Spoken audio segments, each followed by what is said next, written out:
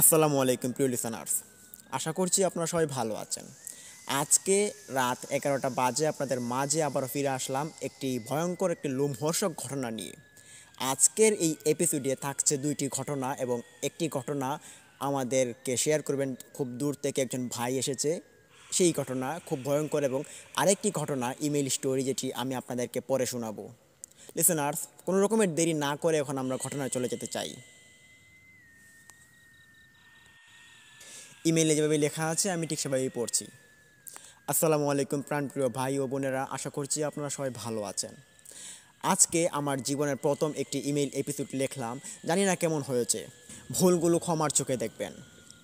ঘটনাটি যখন আমার সঙ্গে ঘটে তখনকার সময় 2003 সাল। এটি একটি পুরাতন ঘটনা এবং এই ঘটনা এখনও সচরাচর ঘটে থাকে। ঘটনাটি যখন আমার সঙ্গে ঘটে তখন আমি একজন কৃষকের ছেলে হিসেবে কৃষিখাতে কাজকর্ম করতাম এবং এইভাবে কাজকর্ম করে আমার জীবনটা চালিয়ে দিতাম।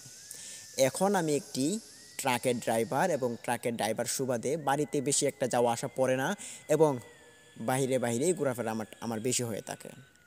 আমি বহুত এফএমের অনেক বড় একজন শ্রোতা। ভাবলাম আমার এই ঘটনাটি যদি আপনাদের মাঝে শেয়ার করি তাহলে আপনারা আমার জীবনের সঙ্গে ঘটে যাওয়া এই ভয়ঙ্কর ঘটনাটি উপলব্ধি করতে পারবেন। তখন শীতকাল ছিল। শীতের মৌসুমে ধান ক্ষেত কাটা হচ্ছিল। এটি অগ্রহায়ণ মাসের ধান, যেটি আমরা শীতকালে কেটে থাকি। তো আমার বাবা এবং আমি এবং আমার ভাই, আমরা তিনজন বাপ ছেলে মিলে ধান ক্ষেত কাটা শুরু করি সকাল থেকে। তখনই ধান কাটতে কাটতে একজন বৃদ্ধ দাদা আমাদের পাশ দিয়ে হেঁটে যাচ্ছে।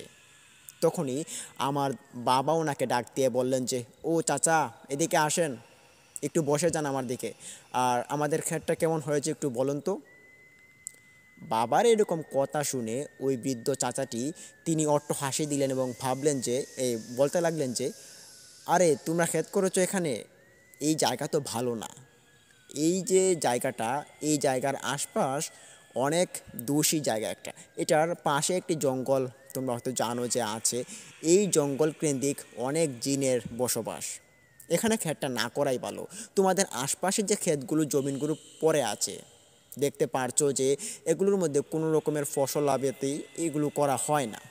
আর তোমরা কিনা দৌড় দিয়ে এখানে ফসল করতে চলে এসেছো। এটা কি তোমাদের জীবনের প্রথম নাকি? জিজ্ঞেস করলাম আমার বাবাকে। তখন বাবা বললেন যে হ্যাঁ, এটা একটা পরিত্যক্ত জায়গা, তবে এটা কার জায়গা কোনো দখলদারি নেই বলে আমরা এটা লাগিয়ে দিলাম। এখন দেখছি তো ভালো দান হয়েছে, তার জন্য আসলাম আর কি কাটার জন্য। তখন ওই বৃদ্ধ দাদাটি তিনি হাসতে হাসতে আমাদেরকে কীরকম একটি কটূক্তি কথা বলে তিনি হেঁটে চলে গেলেন। তখনই আমার বাবা মাথায় হাত দিয়ে ওখানে বসে পড়েন এবং তিনি ভাবছেন।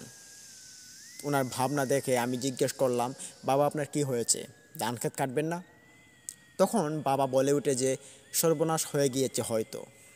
বাবার মুখের সর্বনাশের কথা শুনে আমার মাথাটা একটু কুরআন খেলো। বাবাকে জিজ্ঞেস করলাম যে, বাবা কি সর্বনাশ হলো, খুলে বলুন আমাদেরকে।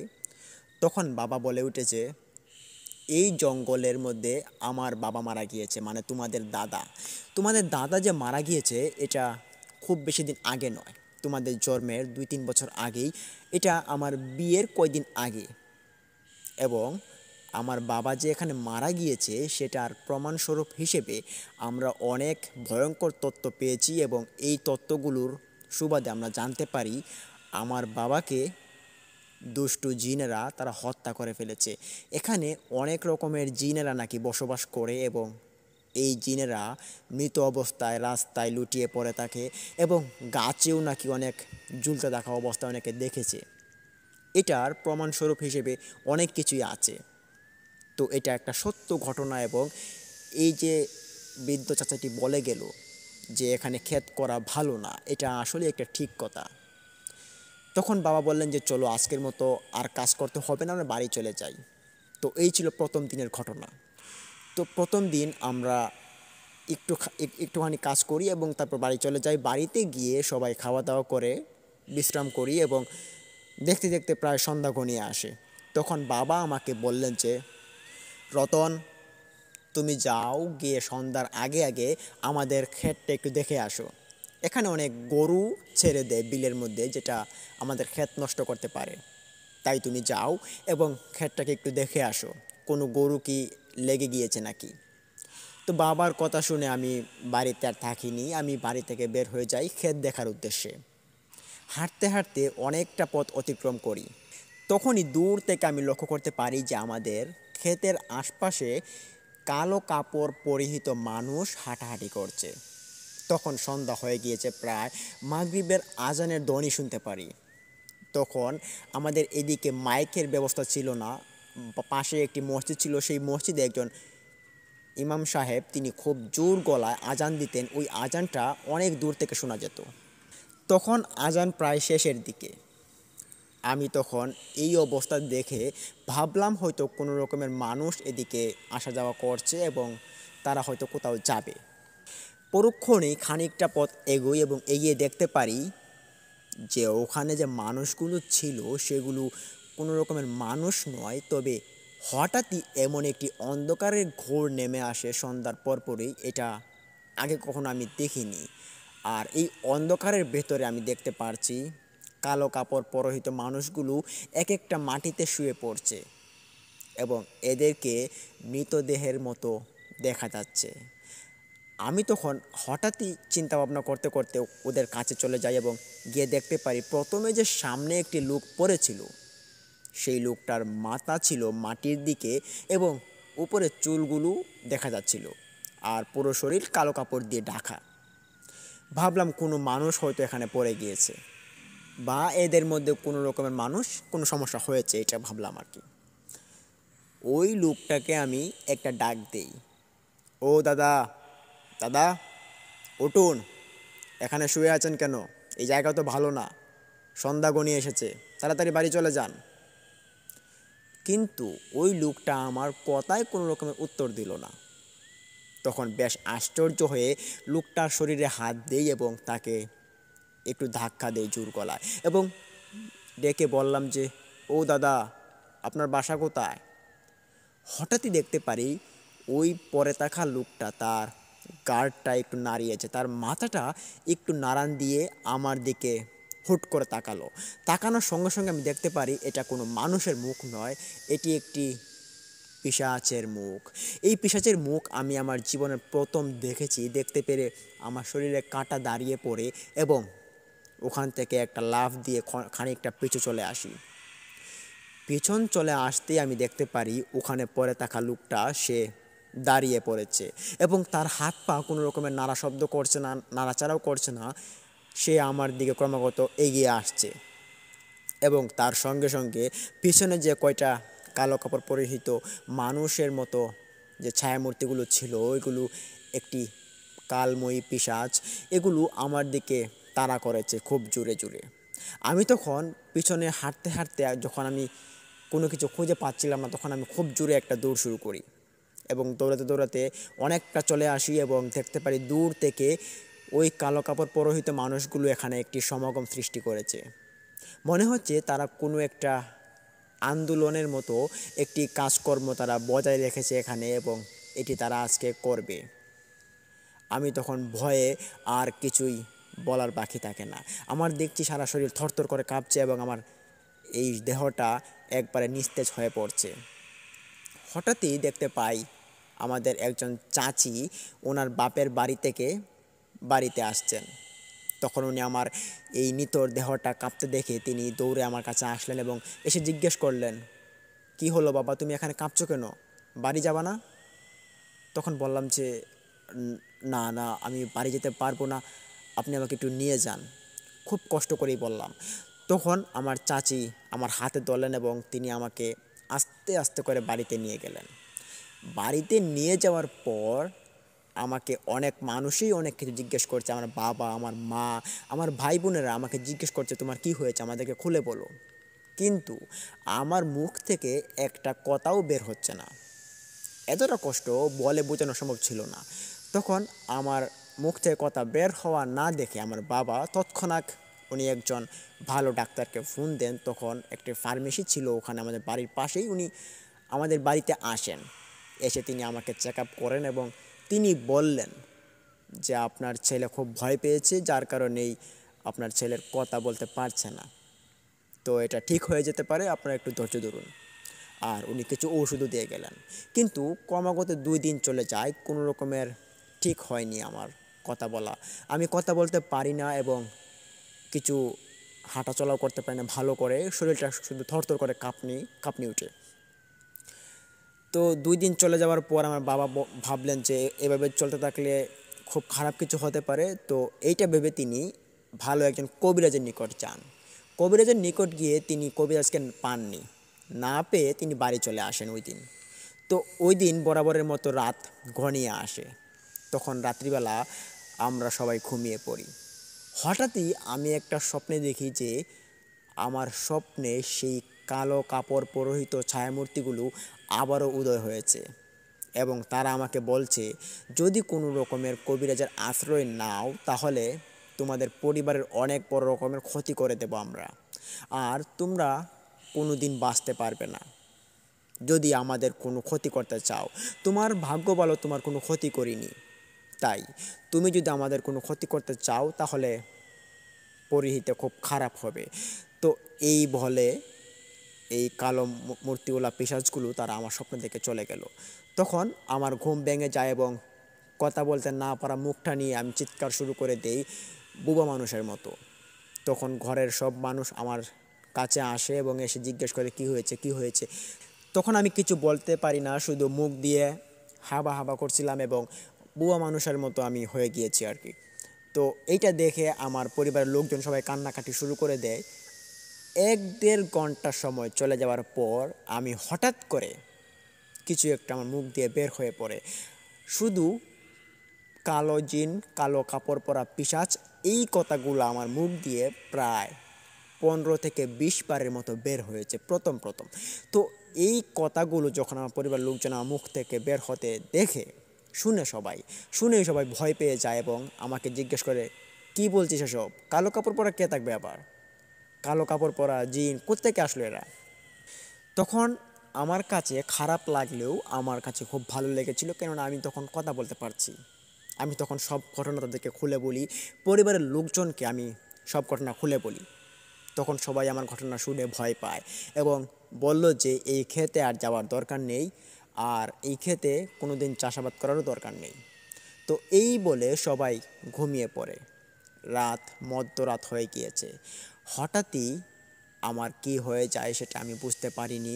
আমি ঘর থেকে থরথর করে বের হয়ে পড়ি এবং বাইরের উদ্দেশ্যে ওই ধান ক্ষেত আমার চোখের সামনে ভেসে উঠেছে। আমার মনের চিন্তা জাগে শুধু আমি ওই ধান খেতে চলে যাব। তখন ঘরের দরজাটা খুলে আমি ক্রমাগত হাঁটা শুরু করি। ঘরের দরজা খোলার পরপরই শব্দ শুনতে পায় আমার বাবা। শুনতে পেরেই তিনি পাশের ঘর থেকে দৌড় দিয়ে বের হয়ে আসেন এবং দেখতে পারেন আমি খুব জোরে হেঁটে চলে যাচ্ছি। তবে আমি চাইছিলাম আমি যাতে ওদিকে না যাই, আমি ঘরে থাকতে চেয়েছিলাম, কিন্তু মনে হচ্ছে আমার পায়ে এবং আমার হাতে কীরকম একটি অদ্ভুত শক্তি প্রবেশ করেছে, যে শক্তিটা আমাকে টেনে নিয়ে যাচ্ছে ওই ধান ক্ষেতের দিকে, দূষী জায়গাটার দিকে। তখন আমি আর কিছু করার থাকে না, কোনো রকমের শব্দ করে যে কাউকে বলবো যে আমাকে বাঁচাও আমাকে বাঁচাও, এটার শক্তি আমি পাচ্ছিলাম না। মনে হচ্ছে কোনো একটা অবশ একটা শরীর আমার পরে আছে এবং এটার মধ্যে কোনো শক্তি বা কোনো জাদু প্রয়োগ হয়েছে, যেটার কারণে আমাকে এদিকে টেনে নিয়ে যাচ্ছে। আমার বাবা তখন ক্রমাগত দৌড়াচ্ছে আর আমার শরীরের যে গতিটা সেটাও ক্রমাগত বেড়ে চলছে। আমার বাবা তখন খুব জোরে জোরে চিল্লাতে শুরু করে এবং চিৎকার শুনে পাশের গ্রাম থেকে, পাশের বাড়ি থেকে অনেক মানুষজন বেরিয়ে আসে। তারা তখন ওই বাড়ির আশপাশেই তারা গোল মিটিং শুরু করে দিয়েছে। এদিকে আমি চলে যাই ধান ক্ষেতের নিকট। ধান ক্ষেতের নিকট চলে যাওয়ার পরই আমি দেখতে পারি ওই কালো কাপড়ওয়ালা জিনগুলো তারা ওখানে হাঁটু গেড়ে দাঁড়িয়ে আছে এবং কিছু জিন মাটিতে শুয়ে আছে, তাদের মরদেহ পড়ে আছে ওখানে। এই মরদেহগুলোকে দেখতে পেরে আমার কলিজায় একটা কাঁপুনি দিয়ে উঠলো। আমি তখন এখান থেকে চলে আসার চেষ্টা করি, কিন্তু না, আমি চলে আসার মতো কোনো শক্তি পাচ্ছিলাম না। কীরকম একটি শক্তি আমাকে ধরে রেখেছে আমি এটা বুঝতেও পারিনি। তখনই হঠাৎ করে ওখান থেকে একজন জিন এসে আমার হাতটা চেপে ধরে এবং হাত চেপে ধরে আমাকে খুব জোরে টান দেয়। আমার হাতটা যখনই তারা চেপে ধরে এবং চেপে ধরে যখন একটা টান দিল, আমার মনে হলো আমার বুকের পাঁজরটুকু একদম ভেঙে চুরমাচুর হয়ে যাচ্ছে। আমি তখন তাদের টানের যে একটা আটকানোর প্রভাব আমি এটা দিতে পারিনি। আমি তখন তাদের টানের সঙ্গে সঙ্গে তাদের সঙ্গে আমি বাতাসের মতো উড়ে চলে গিয়েছি। অনেকটা দূর আমাকে তারা উড়িয়ে ফেলে দেয় এবং ফেলে দেওয়ার পরপরই আমি দেখতে পারি আমার আশপাশ কেন্দ্রিক অনেক রকমের মৃতদেহ পড়ে আছে।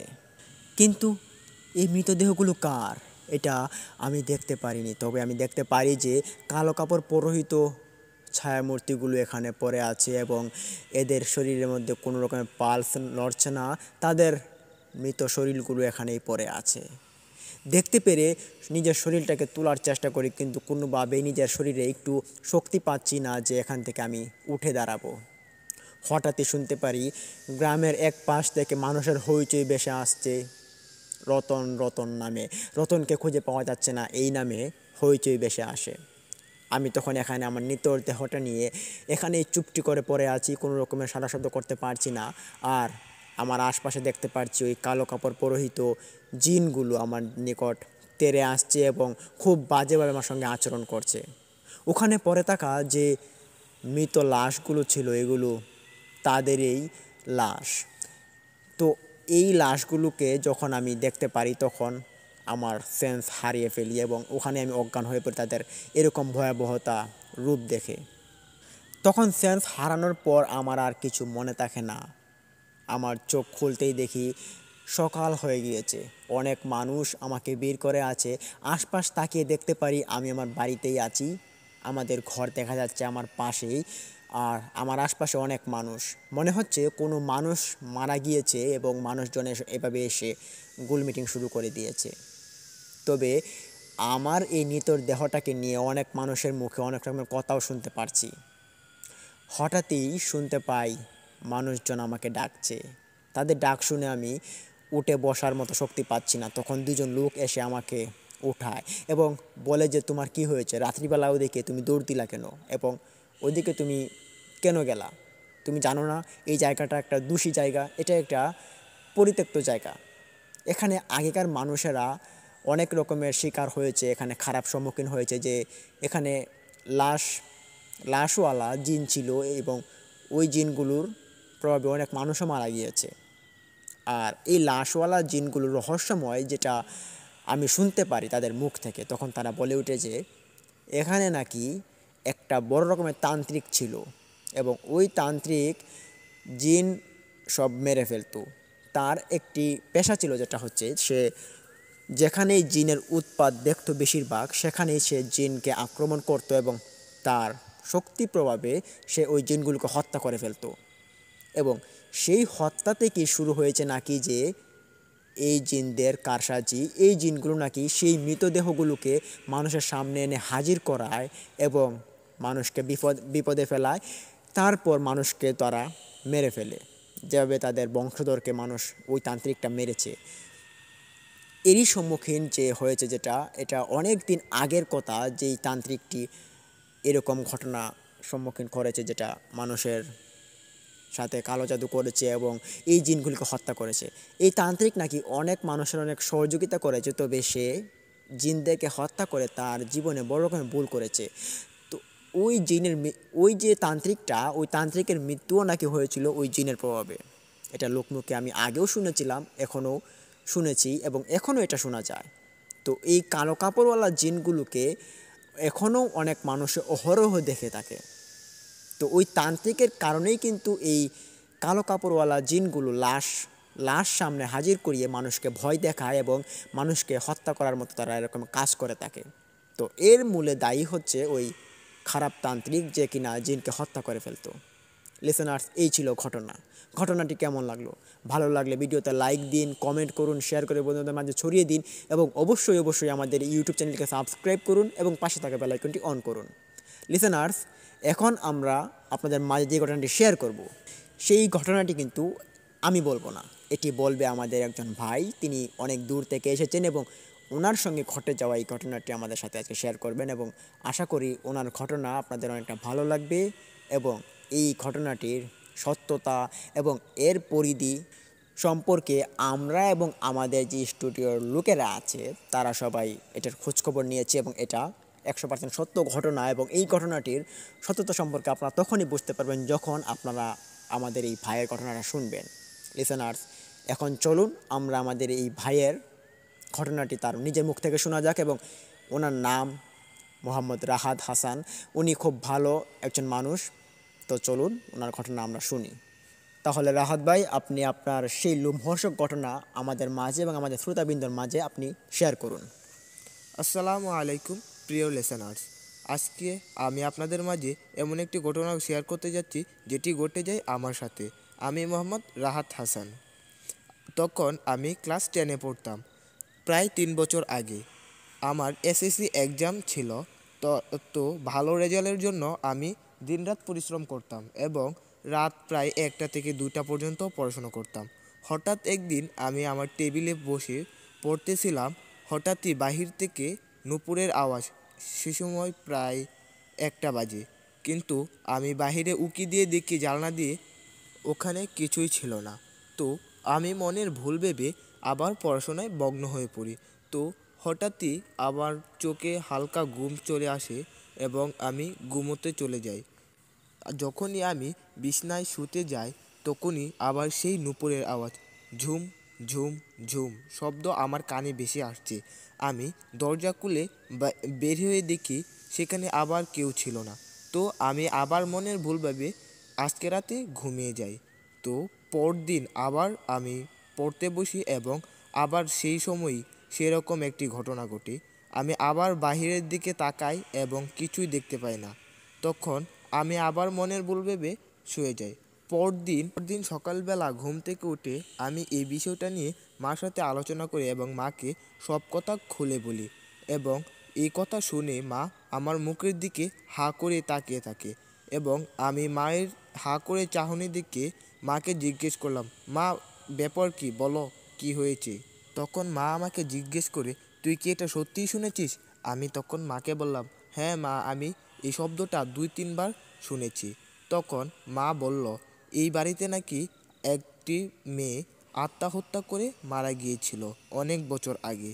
মানুষরা আগেই অনেক অনেক মানুষেরা সেই মেয়েটিকে দেখতে পেয়েছে এবং সেই মেয়েটির সম্মুখীন হয়েছিল। তখন মা আরও বলল, এই মেয়েটির নাকি আরও ভয়ঙ্কর রূপও মানুষ দেখেছে। যাই হোক, মা বলল যে তুমি বেশি রাত করে শুয়ো না, তাড়াতাড়ি শুয়ে পড়ো। তো মায়ের এই সান্ত্বনা নিয়ে আমি ঘরে চলে যাই এবং ভাবলাম সন্ধ্যা থেকে পড়াশোনা শুরু করব এবং 12টার দিকে পড়াশোনা শেষ করে দেব। তো যেই ভাবনা সেই কাজ। সন্ধ্যাবেলা থেকে আমি পড়াশোনা শুরু করে দিই এবং হঠাৎই আমার শরীরটা ক্লান্ত ক্লান্ত লাগছে। তো আমার বই খাতা আমি গুছোতে থাকি। গুছাতে গুছাতে আবারও আগের দিনের মতোই সেই নূপুরের আওয়াজটা, ঝুম ঝুম ঝুম, আমার কানে ভেসে আসছে। আমি জানলা খুলে উঁকি দিয়ে দেখি কেউ নেই। আমি মনের ভুল ভেবে বই খাতাগুলো গুছিয়ে যখনই বিছানায় উঠি তখনই আবার সেই আওয়াজটা। তৎক্ষণাৎ আমি দেরি না করে তৎক্ষণাৎই জানলাটা খুলে উঁকি মেরে দেখি যে নারকেল গাছ তলে কে যেন আছে। আমি দূর থেকে যতটুকু দেখতে পেরেছি তার পরনে লাল শাড়ি এবং তার মাথার চুল যেন মাটিতে ছুঁই ছুঁই ভাব। তো আমি দরজা খুলে বের হই এবং তার কাছে যাই। গিয়ে ডাক দিই আমি, এই যে মেয়ে, তুমি এখানে কি করছো?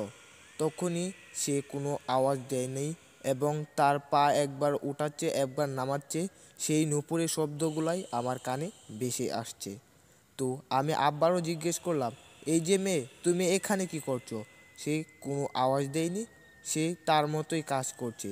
তো আমি আবার জিজ্ঞাসা করি, সে আমার দিকে ঘুরে তাকায় এবং তাকানোর পর আমি দেখতে পারি তার মুখটি চুল দিয়ে ঢাকা ছিল, কিন্তু তার মুখে অদ্ভুত রকমের এক ধরনের আলো ঝলমল করছে এবং দেখতে খুব বিশ্রী এবং ভয়ানক লাগছিল।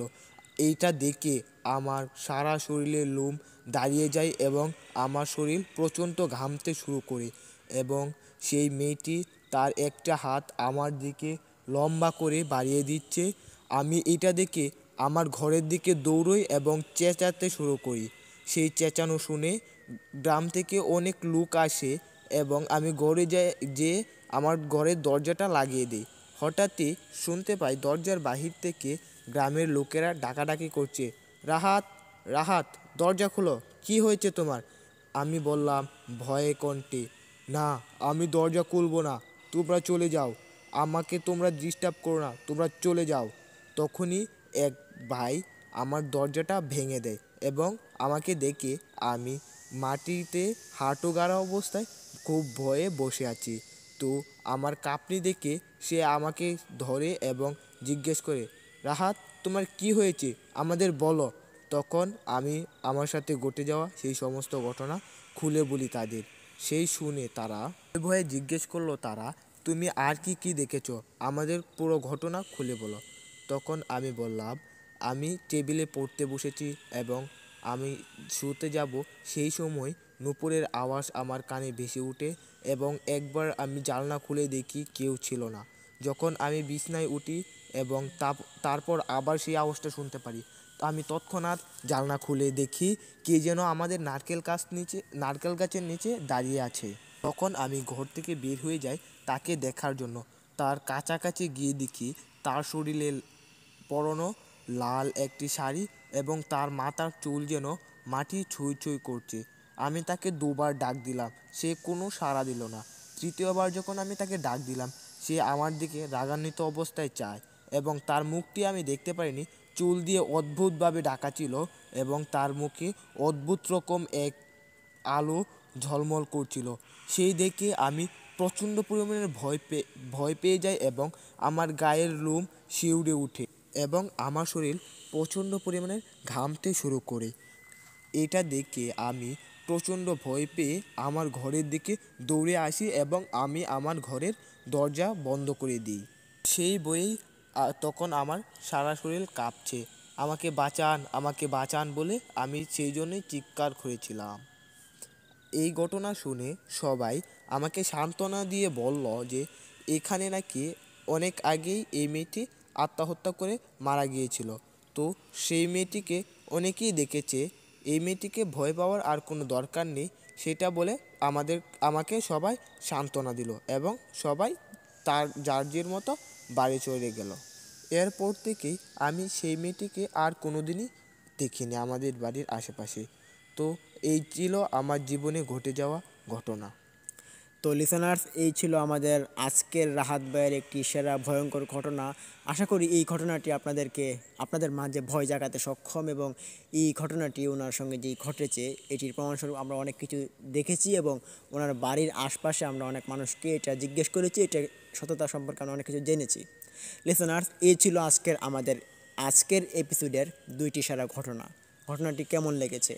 আশা করি রাহাত ভাইয়ের ঘটনাটি আপনাদের একটা ভালো লেগেছে এবং ঘটনাটি ভালো লাগলে ভিডিওতে অবশ্যই লাইক দিতে ভুলবেন না, কমেন্ট করুন, জানান আপনার মন্তব্য এবং অবশ্যই আমাদের এই চ্যানেলটিকে সাবস্ক্রাইব করুন, পাশে থাকা বেল আইকনটি অন করুন। লিসেনার্স, কালকে নতুন একটি এপিসোড আপনাদের মাঝে আমরা নিয়ে আসতে পারবো এবং এই ঘটনাটি আমাদের সাথে শেয়ার করবেন অনেক মানুষ এসে। আশা করি কালকের এপিসোডটিও আপনাদের মাঝে অনেক ভালো লাগবে এবং এটি ভয় জাগাতে সক্ষম হবে এবং আশা করি আপনারা আমাদের পাশে থাকবেন এবং আমাদের এই চ্যানেলের সঙ্গে আপনারা সংযুক্ত থাকবেন এবং আমাদের পাশে সবসময় থাকবেন। লিসেনার্স, এখন আপনাদের মাছ থেকে আমি বিদায় নিচ্ছি এবং আমরা সবাই বিদায় নিচ্ছি। ততক্ষণ সবাই কাল পর্যন্ত আপনারা ভালোই থাকুন, সুস্থ থাকুন সবাই। আসসালামু আলাইকুম।